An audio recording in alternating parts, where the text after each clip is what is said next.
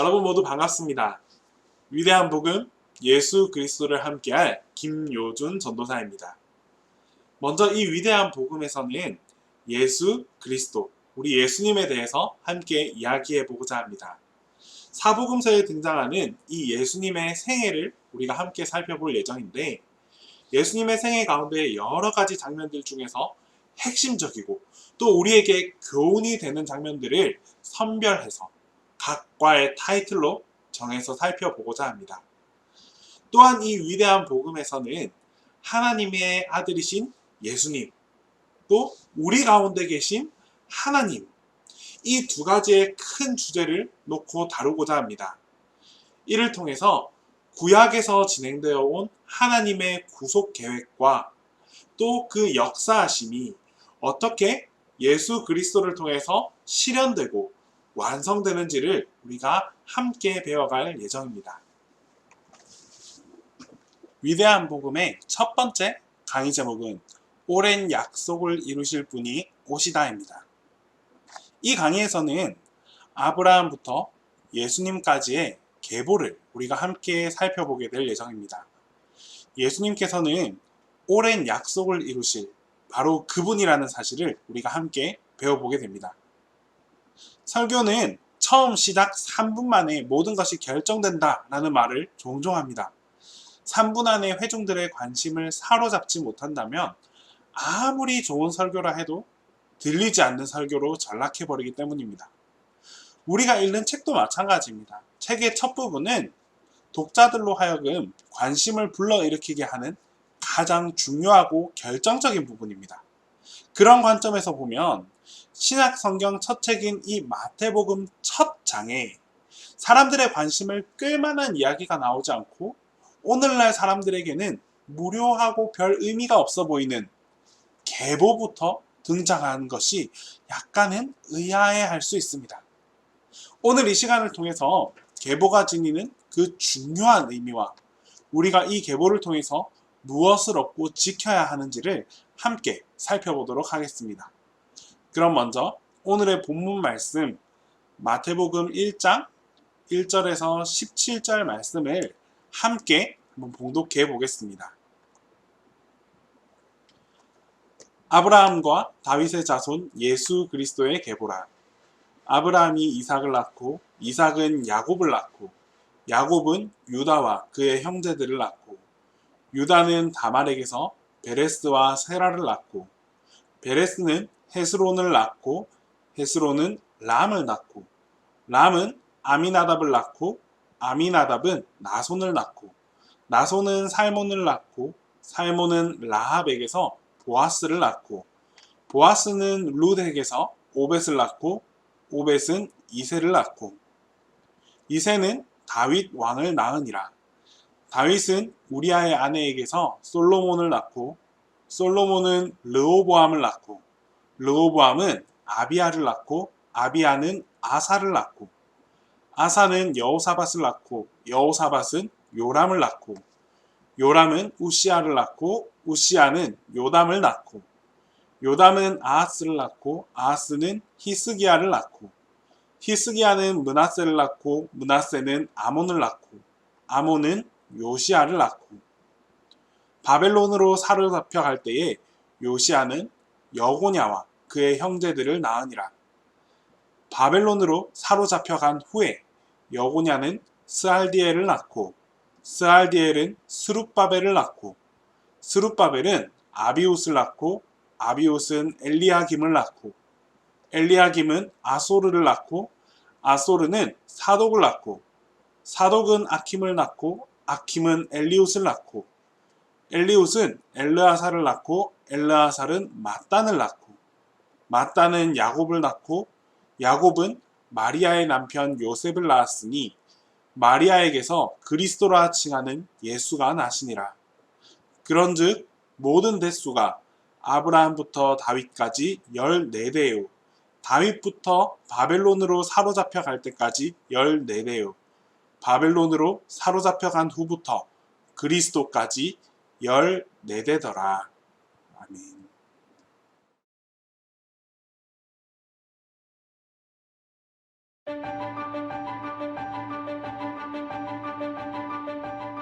Jesus is God the Son. God the Son has always existed. No one created him. God planned to send his Son to earth to save people from sin. Jesus came to earth as a baby. He was born to Mary, who was married to Joseph. Jesus is fully God, and he is fully human too. That makes Jesus different from any other man. Like all people on earth, Jesus' family had a history, a family tree. Jesus had parents, grandparents, great-grandparents, and great-great-grandparents, all the way back for many generations. Jesus came from the family of Abraham and the family of King David. Abraham had a son named Isaac. When Isaac had a family, one of his sons was named Jacob. Jacob was part of Jesus' family. Years later, a man named Salmon was born into Jesus' family tree. He married Rahab, who hid the Israelite spies when they came to Jericho. Rahab had a baby, and his name was Boaz. Boaz was a farmer, and he married Ruth. Boaz and Ruth had a son named Obed. Obed's son was Jesse. Jesse had many sons, and the youngest was David. David was just a boy when he was chosen to be Israel's king. King David liked to write. He wrote songs called Psalms, and some of them were about the time when Jesus would come to earth. Other people in Jesus' family were kings too. David's son Solomon was a king. King Jehoshaphat was part of Jesus' family, and so was Uzziah, Ahaz, Hezekiah, and Josiah. Then came Matthan. Matthan's son was named Jacob, and Jacob's son was named Joseph. Joseph is the man who took Mary to be his wife. Mary was Jesus' mother, and Joseph raised Jesus as his own son. Jesus was truly God's son, the Messiah. Jesus came to earth as a baby in Bethlehem. Jesus had earthly parents, Mary and Joseph, but his true father is God. Through Jesus, God kept his promises to Abraham and David. Jesus saves people from their sin and adopts them into God's family. 여러분, 먼저 여러분들에게 한 가지의 질문을 드리겠습니다. Who am I? 나는 누구인가? 어떤 분에게는 이 질문이 너무 쉬워서 금방 답이 나올 수도 있고, 또 어떤 분은 정말 깊이 고민하고 생각해 보아도 명쾌한 답이 나오지 않을 수 있습니다. 우리가 평소에는 잘 받아보지 못하고 생각해 보지 못한 질문인 만큼 아주 잠깐의 시간을 여러분들에게 드리겠습니다. 혹시 옆에 메모할 수 있는 그런 메모장이 있다면 한번 이렇게 적어 보셔도 좋고요. 휴대폰이 있다면 카톡이나 메모장에 한번 기록을 해 보셔도 좋을 것 같습니다. 각자 자기 자신에게 나는 누구인가 라는 이 질문을 한번 던져보고 그 질문에 대해서 한번 답을 해보는 시간을 가져보도록 하겠습니다. 1분의 시간을 여러분들에게 자유롭게 드리겠습니다.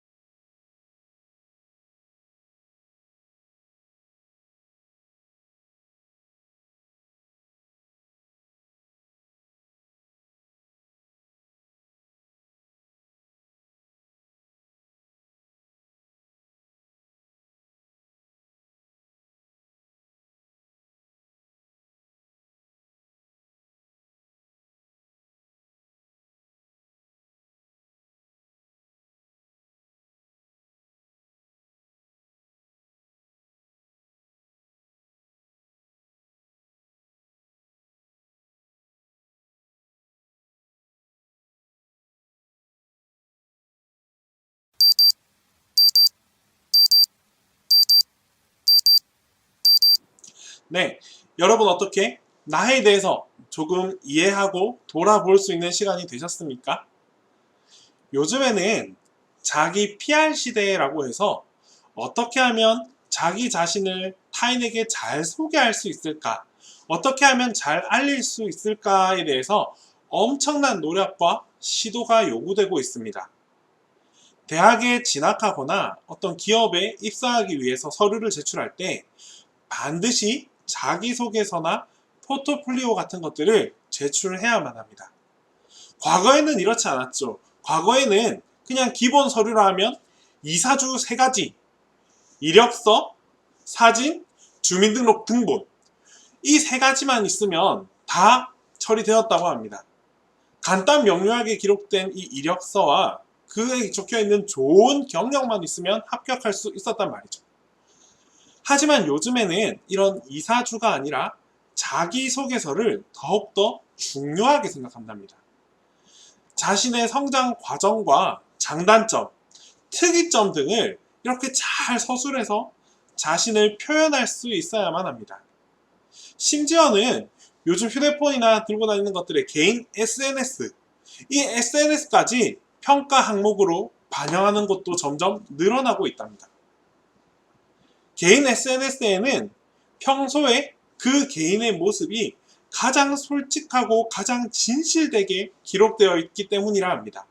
우리가 쉽게 얘기해서 내가 놀러 갔던 곳, 나의 친구들, 나의 대인관계, 내가 맛있게 먹었던 음식까지도 우리 다 SNS에 올리지 않습니까?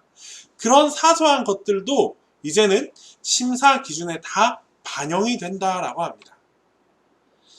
앞으로 우리가 가면 갈수록 자기 자신에 대한 그 이해가 점점점 강조되는 시대에 우리는 살아가게 됩니다. 내가 누구인지에 대한 이해가 선행되어야 하고 그것을 나만 알고 있는 게 아니라 또 타인에게 잘 소개하고 전달할 수 있는 것이 핵심 능력인 시대입니다.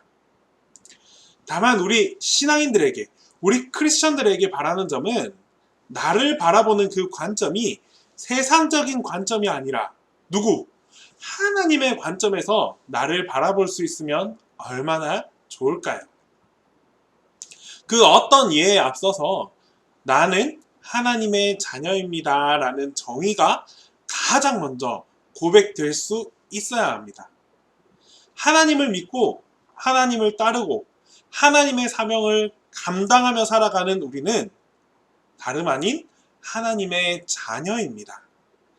하나님의 자녀이기에 하나님을 닮기 위한 삶을 살아가게 되고 하나님의 자녀이기에 하나님의 꽃을 우리가 같이 심으며 살아가게 되고 또한 하나님의 자녀이기에 하나님의 삶을 쫓아서 하나님을 쫓아서 예수님을 닮기 위해서 살아가는 삶을 살아갈 수 있어야 합니다.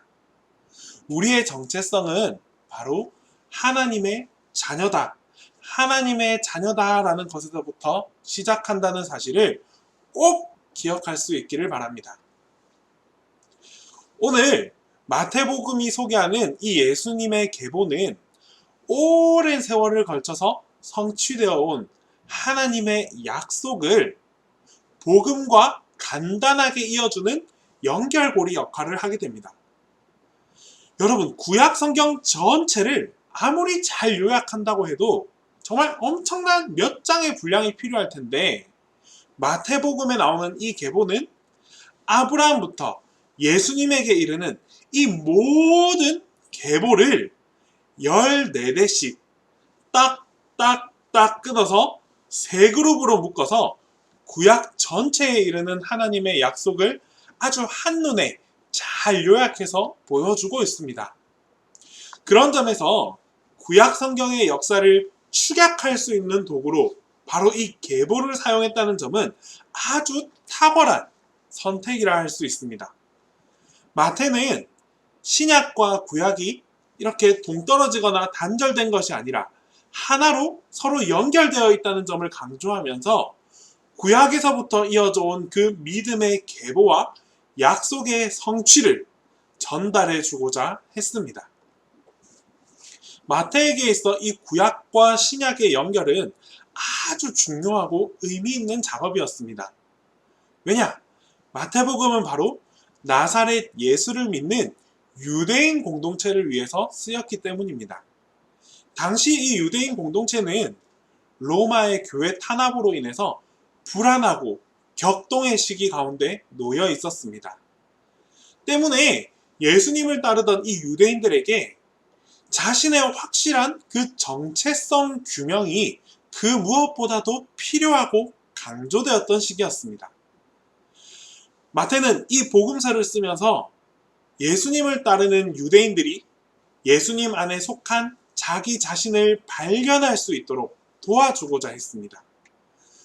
복음서를 바로 이 계보로 시작한 이유가 바로 여기에 있는 것이죠.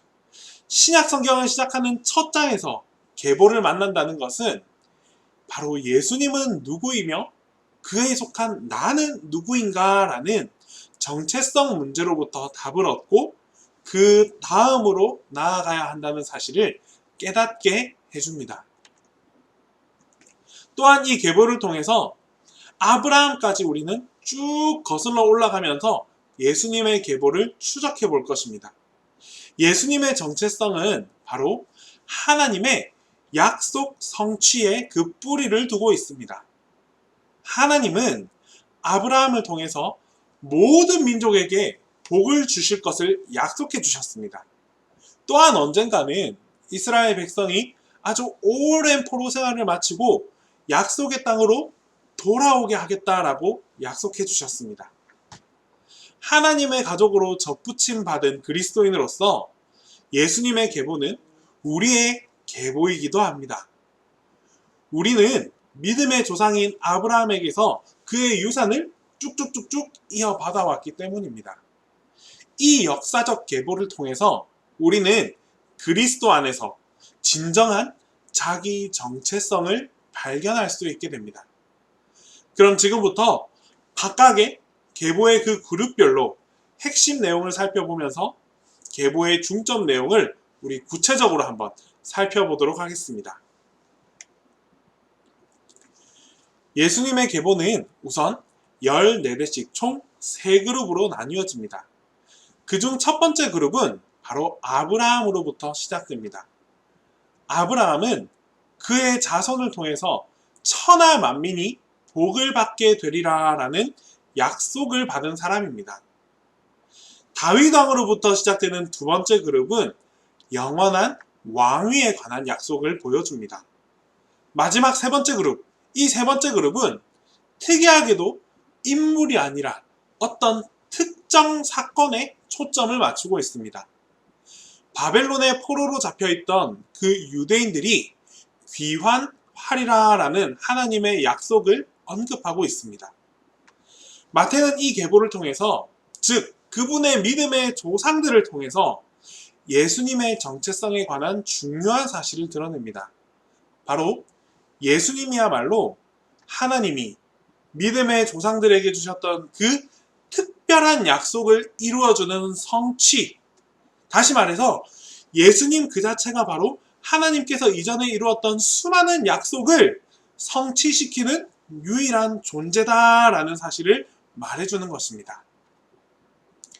계보의 첫 파트, 첫 번째 그룹에는 이 예수님께서 세상에 복을 가져오시는 아브라함의 자손이라는 것에서부터 시작됩니다.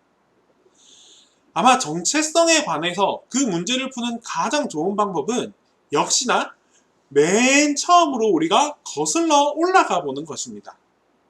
마태가 바로 그렇게 했죠.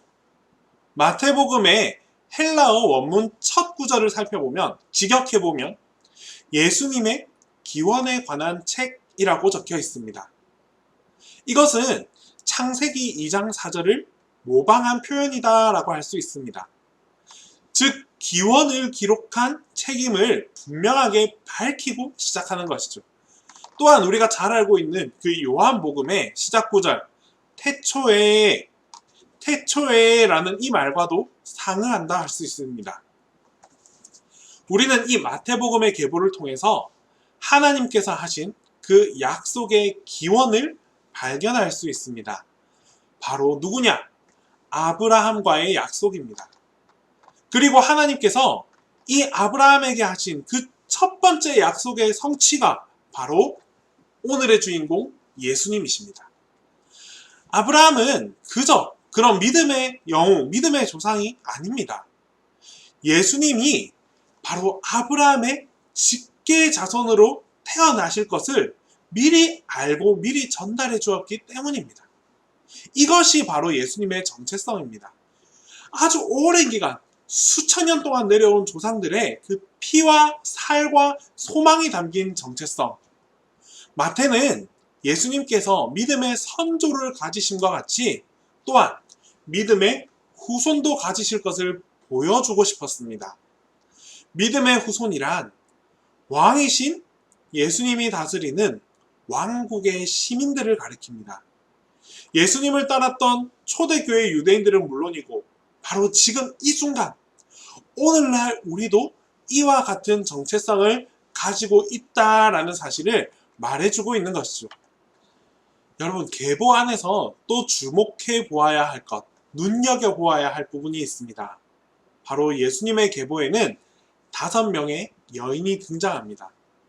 마리아를 제외한 4명의 여인은 유대인 남자와 결혼한 비유대인, 즉 유대인이 아니다라는 공통점이 있습니다.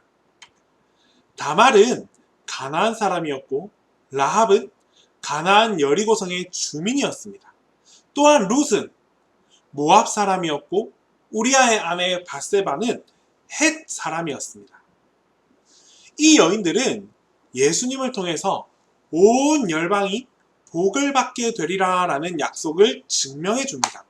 각자가 다 다른 지방에 있었지만 이들은 하나님의 축복을 누리고 하나님의 복을 받는 여인이라는 점에서 이 여인들만이 그런 게 아니라 우리 모두도 어떠한 구별과 차별과 편견 없이 우리 모두에게 하나님의 축복을 받게 된다라는 점을 미리 시사해주고 있는 점이죠.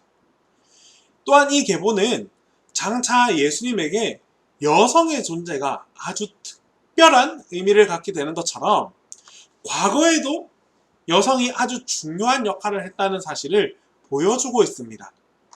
예수님이 세상에 오심으로써 주님을 따르는 여성들에게 아주 극적인 변화가 일어나게 될 것입니다.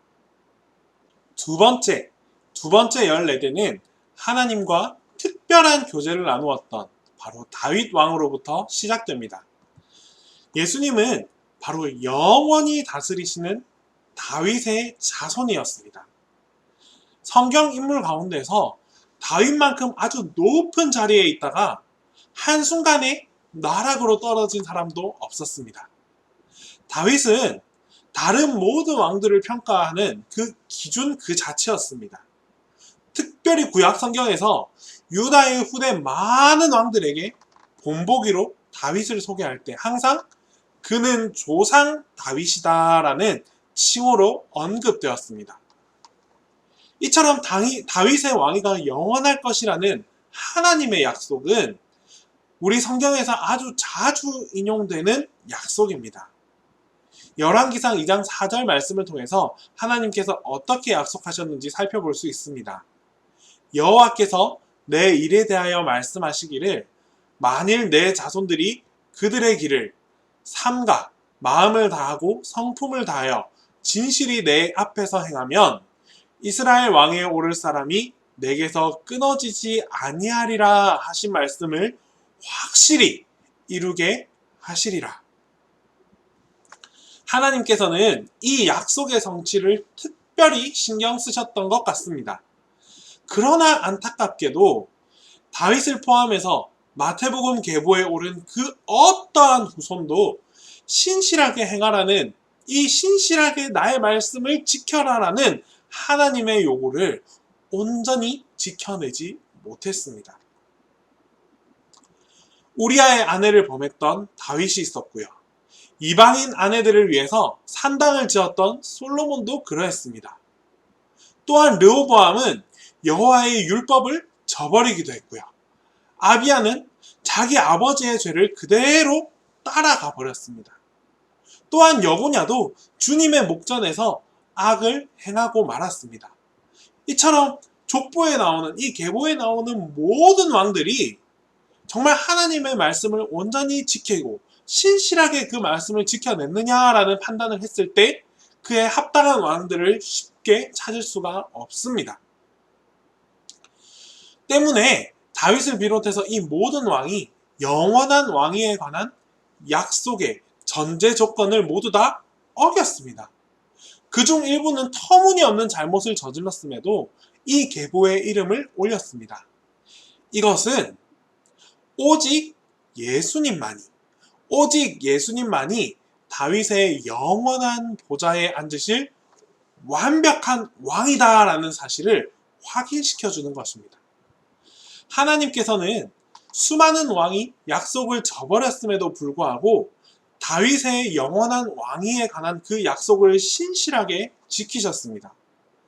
사실 하나님이 다윗에게 주신 약속은 그에 관한 것이 아니었습니다. 다윗에게 관한 내용들이 아니었다는 말입니다.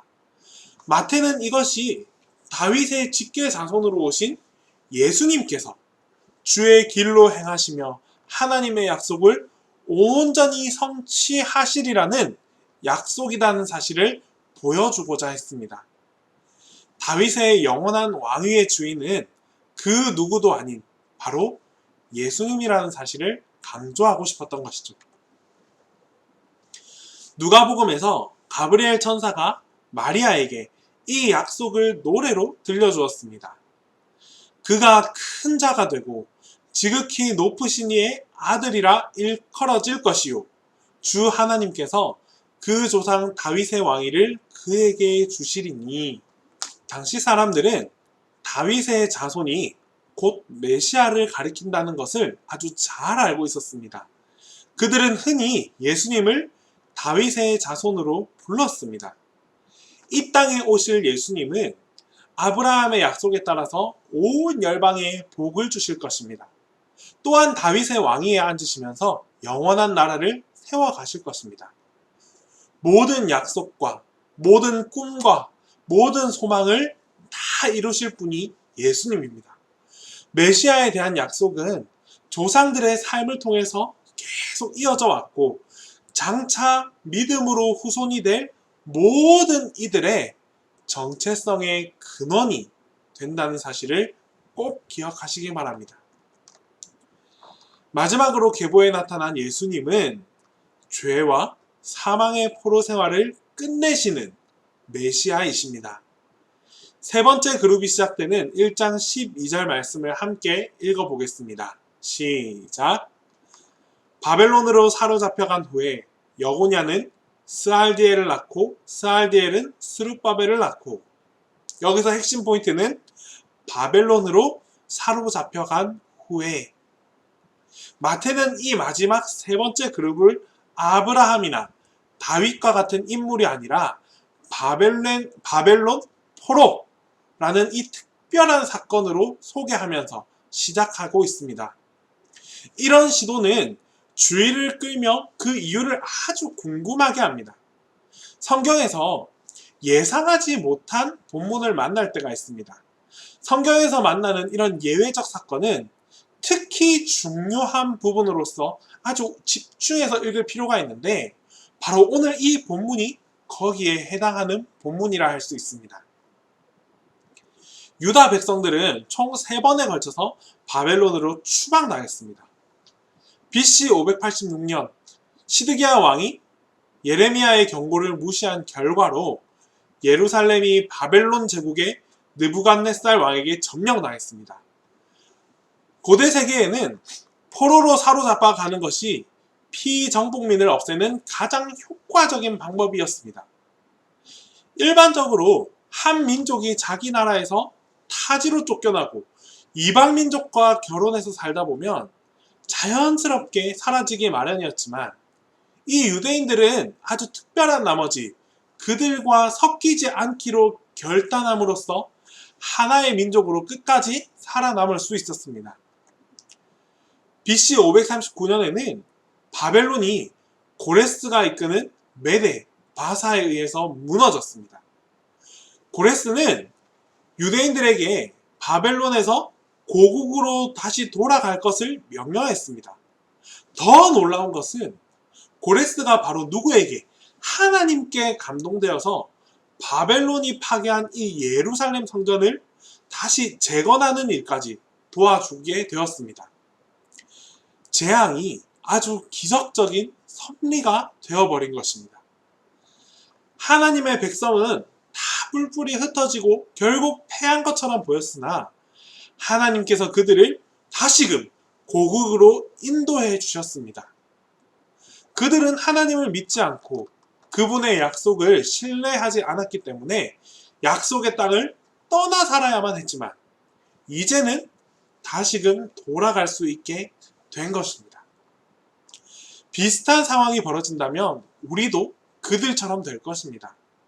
마태복음의 첫 독자, 즉 당시의 그 유대인들도 아주 비슷한 상황에 놓여 있었습니다. 이것은 우리가 지금 이 세상에 살고 있지만 이 세상에 속한 존재가 아니라는 사실을 가르쳐 주고 있습니다. 우리는 죄로 인해서 에덴 동산에서 영원히 추방되었습니다. 그래서 하나님이 원래 우리를 위해 마련해 두신 곳이 아니라 바로 지금 이 세상, 우리가 살고 있는 이 세상에서 살게 되었습니다.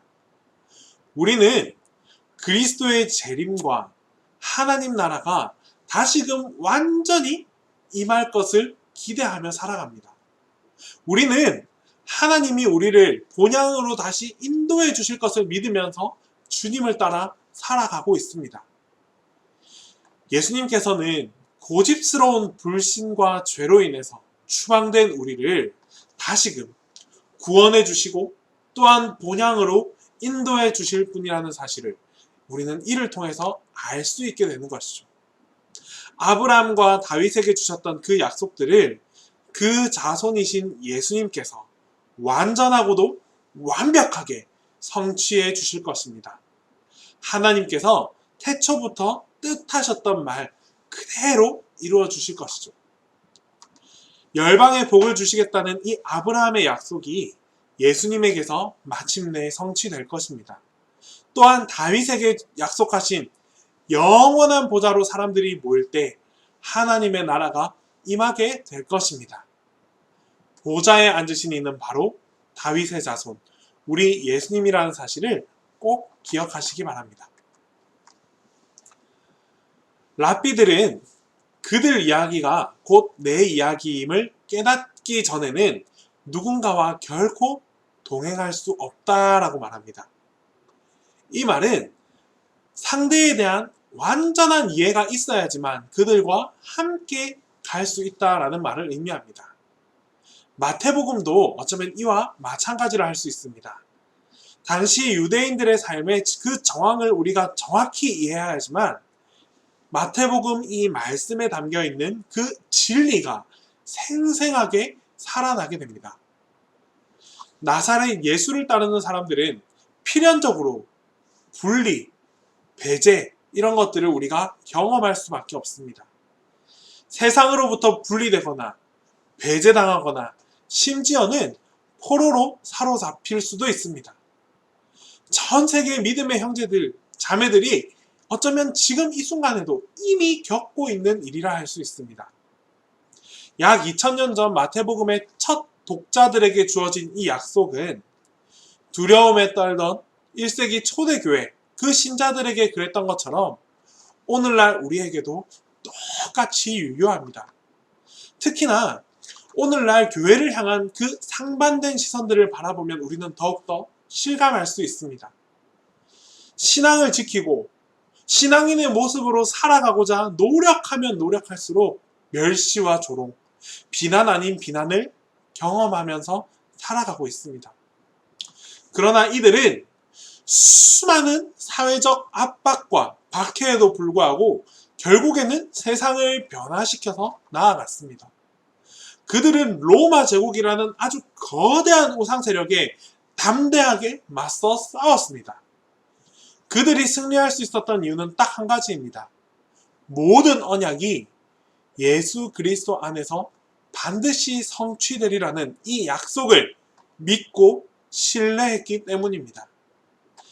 세상 사람들이 그들은 만물의 찌꺼기다 라고 여길 때 그들은 자기 정체성에 관한 새로운 답을 찾았습니다. 사실 그 답은 아주 오래전부터 이미 전해져 내려온 것이었습니다. 그들은 예수님께서 다스리시는 그 하나님 나라, 하나님 왕국의 시민이라는 사실입니다. 예수님이 다윗의 보좌에 앉아서 온 열방에 복을 주실 것입니다. 이제 우리 차례입니다, 여러분. 이제 우리도 아브라함 때부터 이루어진 그 모든 언약이 예수 그리스도 안에서 성취되리라는 이 약속을 믿고 신뢰하면서 살아갈 수 있어야 합니다. 이것이 그리스도인으로서 그리스도인답게 살아가는 방법입니다. 이러한 우리의 정체성을 이제 분명히 깨닫고 왕이신 예수님께서 다스리시는 하나님 나라의 시민으로서 그리스도인의 삶을 살아가게 될 때 하나님의 그 약속의 성취, 언약의 성취가 우리 가운데에서 반드시 이루어지게 될 것입니다. 기도하겠습니다. 사랑 많으신 하나님 아버지, 오늘 우리에게 마태복음에 등장하는 계보를 통하여 하나님의 약속의 성취가 예수님을 통해 이루어졌다는 사실을 깨닫게 되었습니다.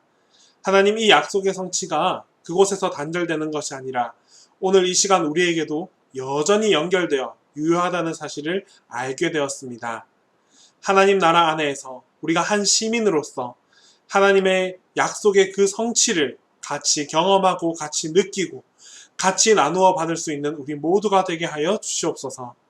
우리의 정체성을 분명히 깨닫고 어떤 상황 속에서도 하나님 안에서 하나님과 그 신앙을 지키며 살아갈 수 있는 우리 모두가 되게 하여 주시옵소서. 예수님의 이름으로 기도드립니다. 아멘.